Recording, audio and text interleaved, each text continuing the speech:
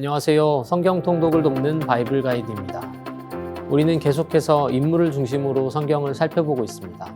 오늘은 에스라입니다. 여러분은 영성이 뭐라고 생각하십니까? 일반적으로 영성은 사람의 영적인 성향, 즉 초자연적인 것을 느끼는 감각이라고 정의합니다. 그래서인지 대부분은 영성을 개인적인 거라 생각합니다. 그러나 영성은 개인의 품성을 넘어서는 공동체적인 것입니다. 참된 영성은 개인과 공동체 모두의 회복과 갱신을 일으킵니다.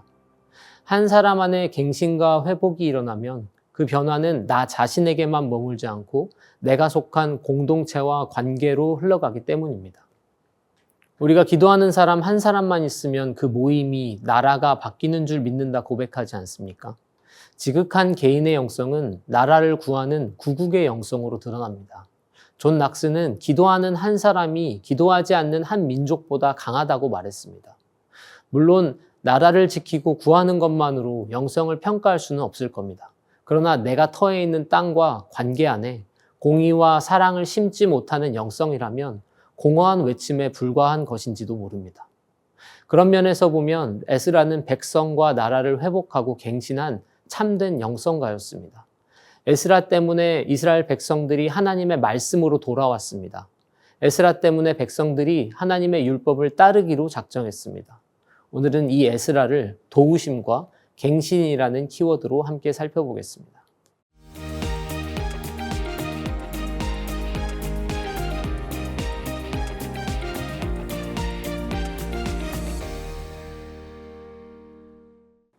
에스라는 하나님의 도우심을 입은 자였습니다. 에스라의 이름부터가 여호와께서 도와주셨다는 뜻입니다. 그의 영성의 기초 또한 하나님이 도우셨다는 사실을 놓치지 않는 것에 있었습니다. 성경은 에스라가 왕에게 받는 도움이 하나님의 도우심을 입었기 때문이라고 말합니다. 4개월간의 긴 2차 포로기환의 여정을 안전하게 마무리한 것도 하나님의 선한 도우심을 입었다고 그는 고백합니다. 첫째 달 초하루에 바벨론에서 길을 떠났고 하나님의 선한 손의 도우심을 입어 다섯째 달 초하루에 예루살렘에 이르니라. 물론 귀환 여정에 어려움이 없었던 것은 아닙니다. 포로 귀환을 하려고 하는데 레위인 자원자가 없었습니다. 레위인의 자원자가 없었다는 말은 에스라가 할 사역에 문제가 생겼다는 말입니다. 내가 무리를 아하와로 흐르는 강가에 모으고 거기서 3일 동안 장막에 머물며 백성과 제사장들을 살핀즉 그 중에 레위 사람이 한 사람도 없는지라. 하나님이 에스라에게 결심하게 하신 것은 율법을 준행하고 가르치는 것이었습니다. 그런데 이 사역은 에스라 혼자서는 할 수 없는 사역입니다. 말씀을 가르치고 율법을 준행하게 할 레위인들이 필요했습니다. 아닥사스다 왕도 에스라를 보내며 이렇게 말합니다. 내 신의 지혜를 따라 내 신의 율법을 아는 자, 곧 레위인을 법관과 재판관 삼아 재판하고 가르치라. 세상을 통치하고 다스리는 행위조차도 돕는 이들이 필요한 것처럼 하나님의 통치와 다스림을 가르치는 일 또한 돕는 이들이 필요했습니다.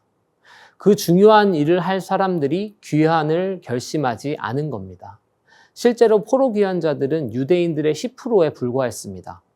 유대인들은 70년간 바벨론 포로 생활을 하면서 이미 집도 일터도 관계도 생겼습니다.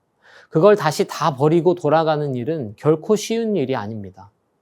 이런 상황 속에 에스라는 좌절하지 않고 자원자를 찾습니다.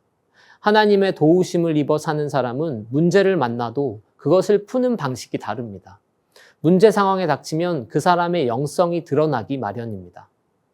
하나님이 뜻을 주셨으면 그것을 이루시는 분도 하나님이십니다. 에스라는 하나님이 하실 거라고 믿고 방법을 찾습니다. 그리고 그 모든 일이 하나님의 선한 손의 도우심을 입었다라고 고백합니다.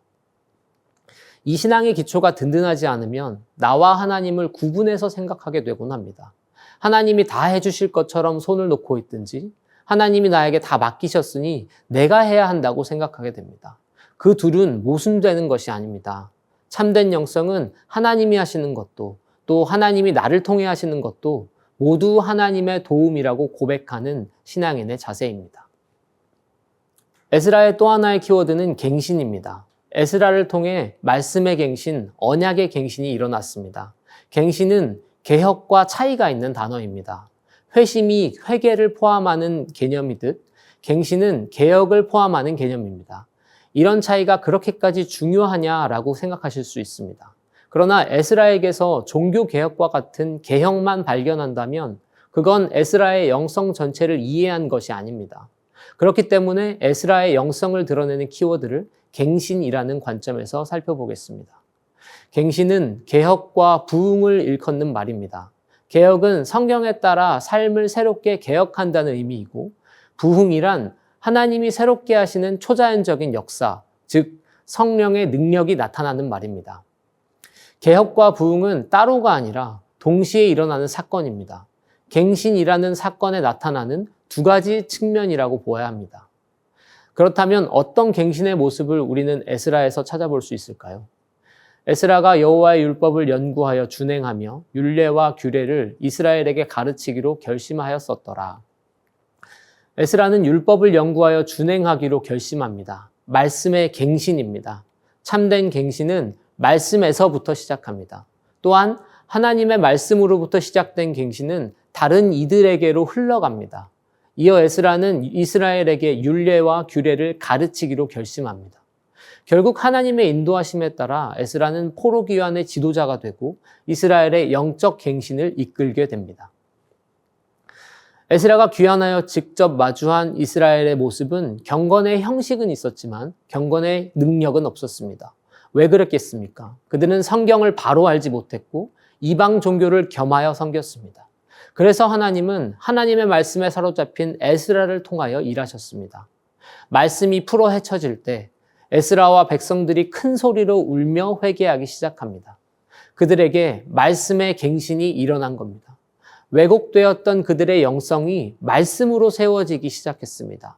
느헤미야 8장에 이 말씀의 갱신 장면이 나옵니다. 하나님의 율법책을 낭독하고 그 뜻을 해석하여 백성에게 그 낭독하는 것을 다 깨닫게 하니 백성이 율법의 말씀을 듣고 다 우는지라.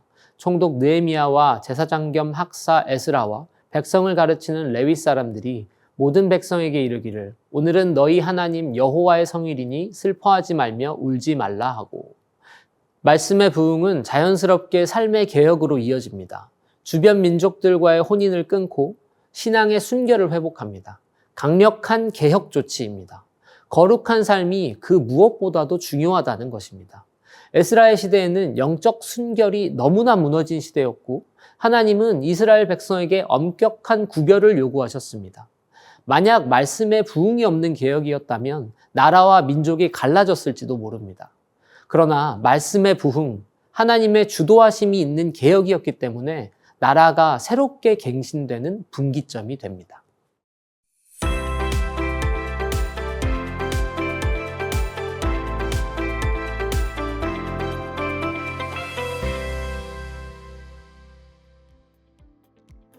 에스라를 통해 일어나는 갱신은 에스라가 얼마나 하나님께 붙들린 사람이었는지를 보여줍니다.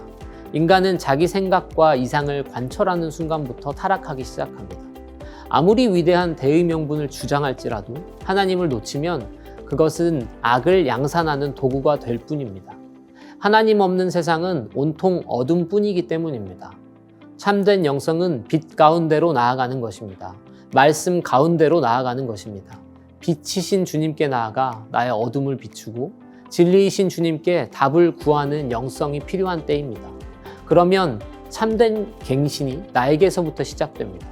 그리고 그 변화는 나를 넘어 이웃에게로, 나라와 민족에게로, 열방에게로 흘러가게 될 줄로 믿습니다. 물이 바다를 덮음같이 여호와의 영광을 인정하는 것이 세상에 가득하게 될 날을 함께 꿈꾸고 소망하기 원합니다.